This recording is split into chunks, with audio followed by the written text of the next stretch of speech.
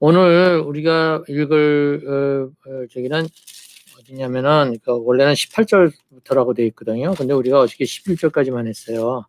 우리 그 성경에는 이제 그 섹션이 그렇게 나눠져 있어서 그렇게 했는데 우리가 12절서부터 읽어 가도록 할게요. 제가 12절서부터 읽도록 하겠습니다.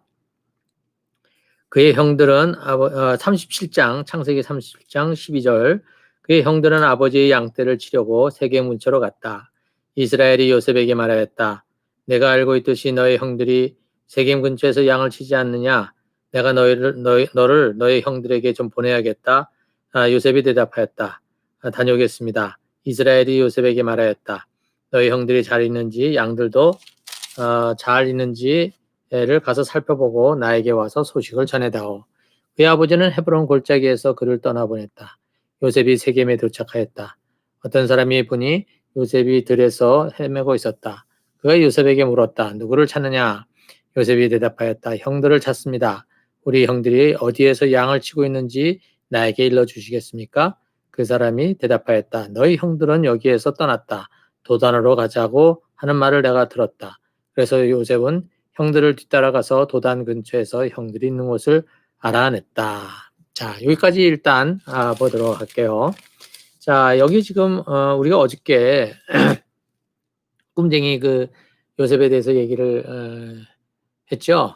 그래서 꿈에 대한 내용, 이 꿈은 먼 미래에 대한 이야기도 되겠지만 현재 요셉이 아버지의 그 그늘 안에서 형들 위에 있는 어떠한 그러한 상태를 그 꿈을 통해서 자기가 더 확고히 만드는 그러한 어떤 꿈이 됐을 거라고 우리가 얘기를 했었어요.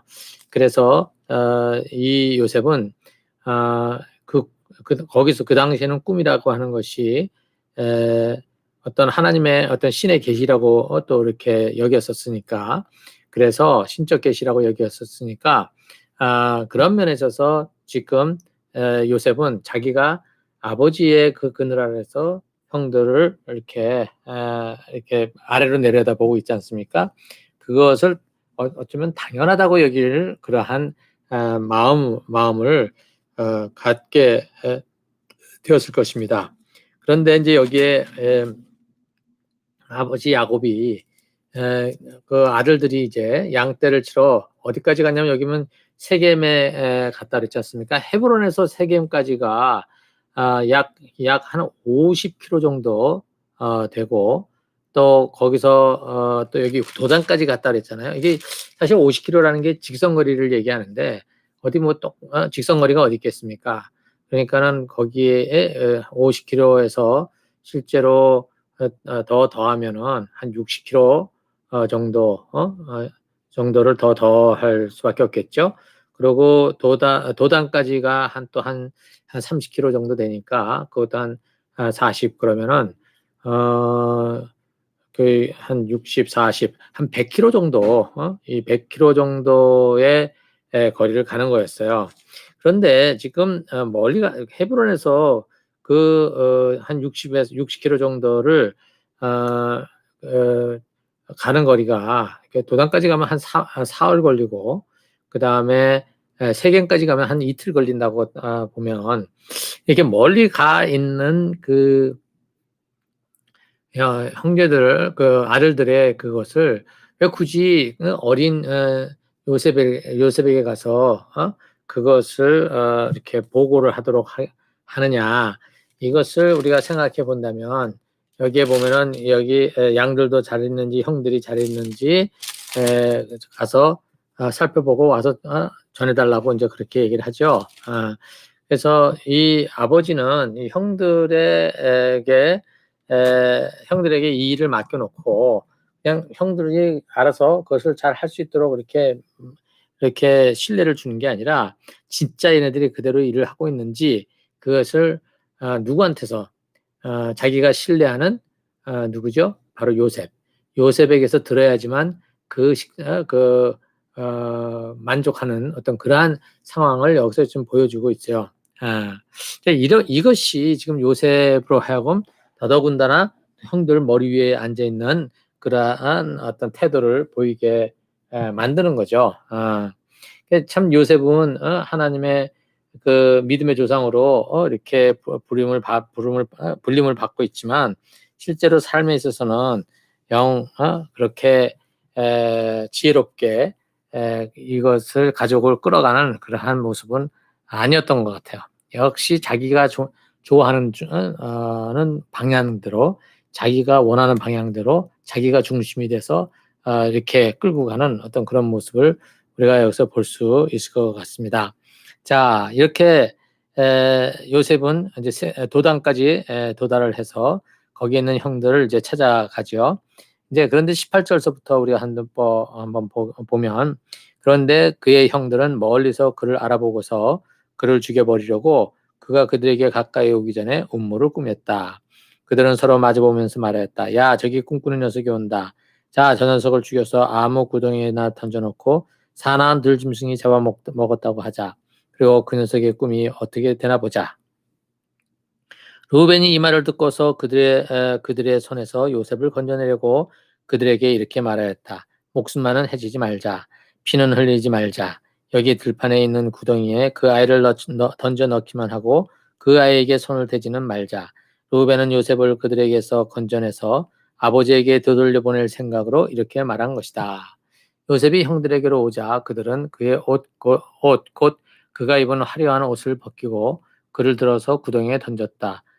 그 구덩이는 비어 있고 그 안에는 물이 없었다. 일단 여기까지 우리가 보도록 하겠습니다. 여기에 이제 나온 것을 보면 그렇게 해서 도단에까지 이제 가서 도달한 이제 이 요셉은 멀리 형들이 지금 있는 그 양떼들과 함께 있는 것을 보고 이제 그쪽으로 가고 있는데 형들이 이제 그 요셉이 오는 것을 보고 하는 얘기가 뭐냐면 꿈꾸는 꿈쟁이가 온다 이렇게 얘기를 하죠. 꿈꾸는 녀석이 온다. 이제 그러면서 그들이 던진 얘기는 뭐냐면 그 녀석의 꿈이 어떻게 되나 보자 이렇게 얘기를 하고 있죠. 네. 요셉이 꿨던 꿈, 그 꿈은 현재의 요셉이 형들과의 관계가 어떻게 되어 있는지를 이렇게 보여주는 그러한 꿈이기도 하지만 앞으로 어떻게 되는 거죠?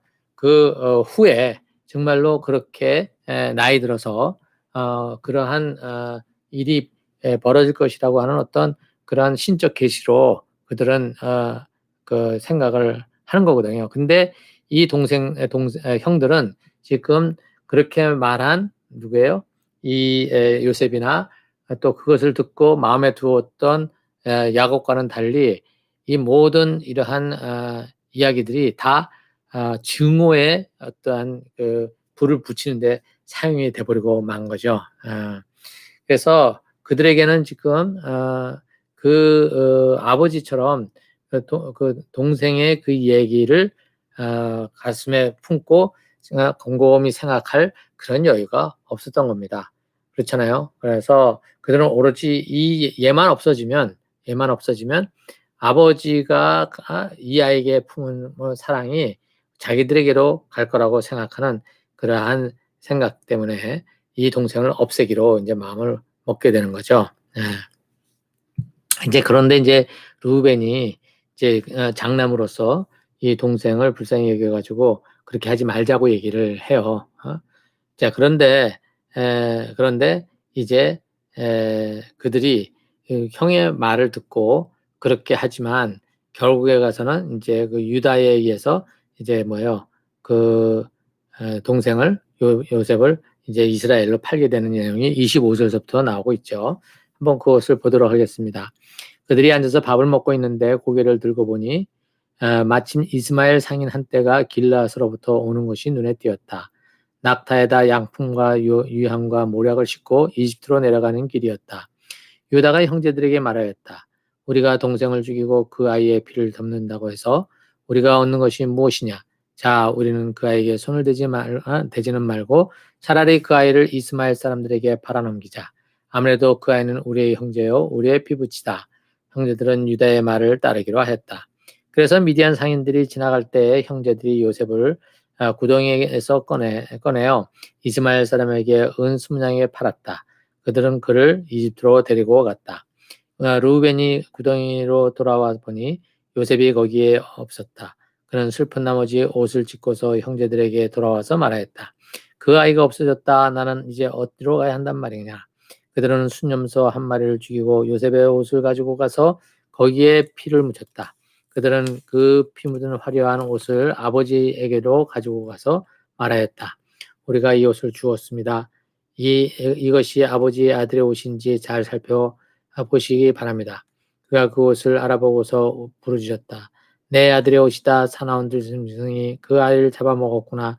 요셉은 찢겨서 죽은 것이 틀림없구나. 야곱은 슬픈 나머지 옷을 찢고 벼옷을 걸치고 아들을 생각하면서 여러 날을 울었다. 그의 아들 딸들이 모두 나서서 그를 위로하였지만 그는 위로받기를 마다하면서 탄식하였다. 아니다. 내가 울면서 나의 아들이 있는 수월로 내려가겠다. 아버지는 이런 자식을 생각하면서 울었다. 그리고 미디안 사람들은 이집트에서 요셉을 보디발이라는 사람에게 팔았다. 그는 바로의 신하로서 경호대장으로 있는 사람이었다. 자, 이제 여기 이 내용에서는 바로 이제 그 형들이 결국은 누구예요? 이 요셉을 누구에게 이스마엘과 미디안 상인들한테 팔았다는 얘기를 지금 하고 있죠. 그렇게 해서 그러고 나서 이제 그 요셉의 옷에다가 그 염소피를 갖다 묻혀가지고 누구에게 자기 아버지에게로 자기들의 아버지 야곱에게로 가지고 가서 이제 지금 들짐승에 의해서 이렇게 죽었다라고 이제 얘기를 하죠. 야곱은 이제 이것 때문에 이제 마음이 슬퍼가지고 며칠 이렇게 먹지도 못하고 슬퍼하는 그러한 상황에 있는 것을 여기서 이렇게 얘기해 주고 있습니다. 자, 이제 이렇게 여기에 나와 있는 상황을 보면 지금 요셉에게 있어서 그 꿈은 그때로 끝나버리고 그와 완전히 다른 정황 속으로 지금 요셉은 이제 떨어져 버리게 되죠. 이런 상황 속에서 여기에 지금 형들과 그다음에 이 형들의 그 결정에 따라서 인생이 어떻게 될지 모르는 요셉. 이 요셉의 이 관계를 우리가 이렇게 한번 살펴볼 수 있을 것 같아요. 여기에 지금 형들 중에서 르우벤하고 그다음에 유다가 사실은 요셉을 살리게 되지 않습니까?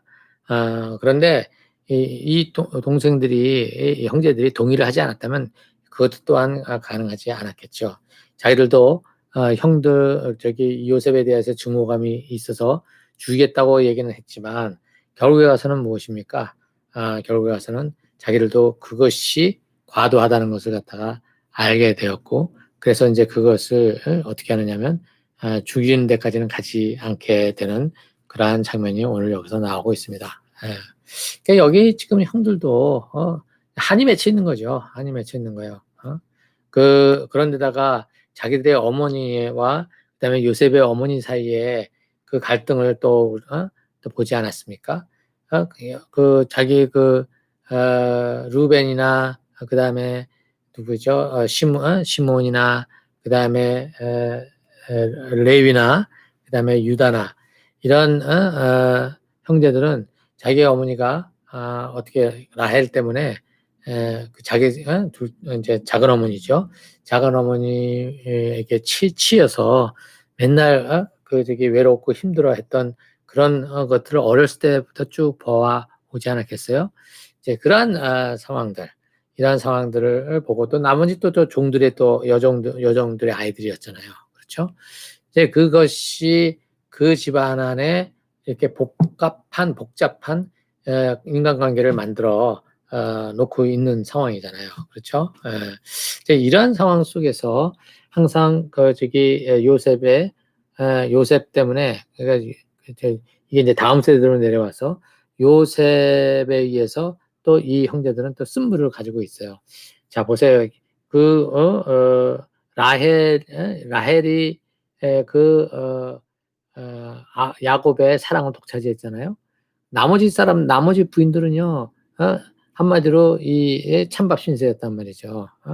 그런데 지금 그 자식 때 내려와서도 야곱은 누구만을 이렇게 편애하고 있냐면 라헬의 자식인 요셉을 그렇게 편애를 하는 거였죠. 그렇죠?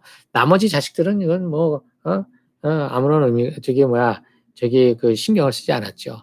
오히려 그들은 나가서 일해주는 어떠한 그러한 노동력이라고 생각을 했었고, 여기에 앉은 옆에 있는 요셉은 어떻게 해요? 색동옷을 입혀가지고 특별한 대우를 하고 있었던 것이에요. 아주 노골적으로 그렇게 했었던 것이죠. 이것이 나머지 형제들에게 얼마나 쓴물로 다가왔을지. 거기다가 또 뭐냐면 꿈 얘기까지 하면서 자기가 지금 하고 있는 그 태도나 그 자리, 입장, 그것을 어떻게 해요? 그 꿈으로 더 프루프를 하고 있는 서포트를 이제 하려고 하는 그 요셉이 얼마나 죽도록 미워졌겠습니까? 근데 그가 지금 여기 도단까지 온 겁니다. 결국은 형들은 이 요셉이 뭐하러 왔는지 안 봐도 너무나도 잘 알고 있는 것이죠. 아버지에게 자기들의 어떤 꼬투리를 잡아서 아버지에게 보고하는 어떤 그러한 스파이 역할을 할 거라는 것. 이것이 지금 형들에게 있어서는 그 동생 요셉을 굉장히 싫어하게 되는 것이죠. 그런데 이제 이 요셉이 좀 그랬으면 겸손한 자세를 가져야 되는데, 이것이 마치 자기에게는 당연한 것이고 형들은 저렇게 사는 것이 마땅한 것이고 아버지가 그렇게 요청했기 때문에 자기는 와서 형들의 모든 것들을 갖다가 가지고 가서 시시콜콜 다 보고하는 그런 어떤 태도를 보였을 것 같아요. 그렇게 됐을 때 형들이 와가지고 아버지한테 야단을 맞고 이제 이런 것들이 이 요셉에게는 아주 자연스러운 것이고 당연하다고 생각을 했던 것들이죠. 그런데 이것이 결국은 형들의 아주 깊은 분노를 만들어 놓게 되고, 그것으로 인해서 요셉은 완전히 다른 그 세상을 경험하게 되죠. 그렇죠? 그 세상은 요셉이 기대했던 세상이 아니었죠. 요셉이 꿈꿨던 세상이 아니었고 완전히 그것과는 상관이 없는, 그 꿈이 더 이상 기억이 나지 않는, 그것은 완전히 개꿈인 것, 아무런 의미가 없는 그런 꿈인 공허한 꿈이라고 하는 그 사실로 전락하고 말아버립니다. 그렇게 우리의 인생은 어떻게 어떤 모양으로 이것이 방향이 바꿔질지 또 걸어가게 될지 아무도 모르는 것이죠. 그 꿈을 꾼 이 요셉은 당연히 그러한 어떠한 자기가 기대했던 화려하고 또 영웅적인 어떤 그러한 모습들, 그런 어떤 엘리트 의식을 가지고 있는 그러한 것이 그렇게 지속돼서 끝까지 갈 거라고 생각을 했을 거 아닙니까? 그런데 지금 여기에서 완전히 반전이 돼서 이제는 저 구렁텅이, 그 물구덩 구렁텅이에 빠져 있고 결국에는 미디어 상인들에게 이집트로 팔려가는 노예의 그러한 신세로 바뀌어져 버린 것이죠. 한마디로 이 하늘에 있다가 땅으로 떨어지는 이 충격을 요셉은 받게 되는 것이고, 형제들은 이제부터 그 다음에 요셉을 만날 때까지 무엇에 시달리게 됩니까? 바로 자기들이 동생을 해쳤다고 하는 사실. 죽이지는 않았지만 이집트로 떠나보내서 아버지의 야곱이 고통스러워하는 이 모든 것들이 이제 자기들에게는 뭐가 되냐면 마음의 짐이 돼가지고 자유롭지 못한 삶을 그렇게 살아가게 되는 것입니다. 자, 이것이 지금 우리가 오늘 본 내용이죠. 내용입니다. 오늘 이제 우리가 한번 이렇게 생각해 볼 수 있는 것은, 형들의 경우 그들이 그렇게 분노하고 어쩌면은 그것을 이해해 줄 수 있고 받아줄 수 있는 그런 정도로 뭐예요? 동생에 대한 그 분노가 인정을 한다 할지라도 그들은 이 동생을 어떻게 한 거예요, 지금요? 이집트로 노예로 팔아먹어버린, 그리고 아버지한테는 그것을 거짓말시켜야 되는 그러한 인생에 자유롭지 못한 그러한 나라로 떨어지게 되어버리잖아요. 그렇죠? 그래서 그들은 이제 요셉을 만나기까지 그 시간들 동안 요셉은 굉장히 저기 야곱의 그 자녀들은 형제들은 요셉의 형제들은 참 자유롭지 못한 삶을 살았을 것을 우리가 알 수 있습니다. 우리가 살아가는 삶 속에서 우리가 가지는 감정 때문에 우리가 가지는 어떤 미움이나 우리가 가지는 어떤 분노 때문에 우리가 잘못된 선택, 하나님이 원하지 않는 선택을 할 가능성이 커집니다. 그럴 때 우리는 지금 형들처럼 저 녀석을 죽여 없애버려야 되겠다. 이러한 어떤 그 미움의 어떤 선택을 하는 것이 아니라 결국 우리가 어떤 그 상황에 있다 할지라도 넘어가지 말아야 될 선, 이 선은 지킬 것을 우리가 자꾸 연습을 해야 돼요. 연습을 해 나가는 것이 굉장히 중요하다고 생각합니다. 요셉의 경우도 지금 보면 잘 나갈 것 같이 쭉 화려할 것 같은 자기 인생이 이제 완전히 나락으로 떨어지는 어떤 그런 과정들. 우리들도 왜냐하면 요셉 같은 어떤 이러한 모습들은 아니라 할지라도 우리가 기대하지 않았던 우리가 기대했던 대로 되지 않는 어떤 상황들. 그래서 그것이 우리로 하여금 참 그 마음의 실망감을 가지게 하는 그런 일들이 벌어질 텐데 그것이 우리 창세기를 읽어가면서 마지막 이 부분들을 읽어가면서 나오는 결론은 언젠가는 하나님께서 그 하나님이 약속하신 것을 그대로 이루실 것이라고 하는 것, 이것을 우리가 기억하고 있었으면 좋겠습니다. 우리에게 다가오셔서 우리에게 말씀하시는 하나님, 이 성경 쓰여진 말씀으로 말씀하시고 우리가 기도 가운데 주시는 그 말씀하시는 하나님께서 우리가 하나님 나라의 온전한 사람으로 살아가도록 하시기 위해서 우리와 함께 해 주신다고 하는 사실. 그래서 우리는 이번에 기도할 때에 우리가 그렇게 걸어가는 삶의 방식을 우리가 놓치지 않도록 우리가 기도했으면 좋겠습니다. 같이 기도하겠어요. 사랑의 하나님 아버지, 오늘 우리가 이 요셉이 팔려가는 장면을 지금 우리가 보았습니다. 이 팔려가는 이 장면 속에서 팔아버리는 형제들과 팔리는 그 요셉의 이 두 대조되는 모습들 속에 하나님 아버지, 그들이 참 잘못된 결정을 하고 잘못된 태도를 보이는 바람에 오는 그 급부가 얼마나 정말 뼈저린 것인지 우리가 또 보게 됩니다. 아버지 하나님, 우리 속에 어떤 결정들을 할 때 미움으로 결정하지 않게 하시고, 아버지 하나님, 좀 더 여유를 가지고 하나님의 마음으로 결정할 수 있는 그러한 은혜를 베풀어 주시기를 간절히 바랍니다. 요새가 같이 참으로 주구장창 변함없이 살아갈 것만 같던 그 화려한 삶이 이제 완전히 무너져 버리고 많은 경험들을 하며 얼마나 그것이 그에게 충격이 되었을지 아버지, 우리가 상상이 잘 안 됩니다. 더구나 형들이 자기를 노예로 팔아버리는 이 정황이 요셉에게는 너무나도 고통스러웠을 것을 우리가 압니다. 그러나 요셉이 이러한 과정들을 통과해서 결국에서는 하나님의 사람으로 세워지는 것을 우리가 알고 있습니다. 주님, 우리가 살아가는 삶의 현장 속에서 아버지 하나님, 우리가 하나님 안에서 아버지 하나님의 뜻을 따라 순종해가는 삶을 계속해서 아버지 하나님이여 실천해가며 그렇게 빚어져서 우리의 그 영적인 그 근육이 맷집이 좋아질 수 있도록 주여 당신께서 역사해 주시옵소서. 감사드리며 예수님의 이름으로 기도했습니다.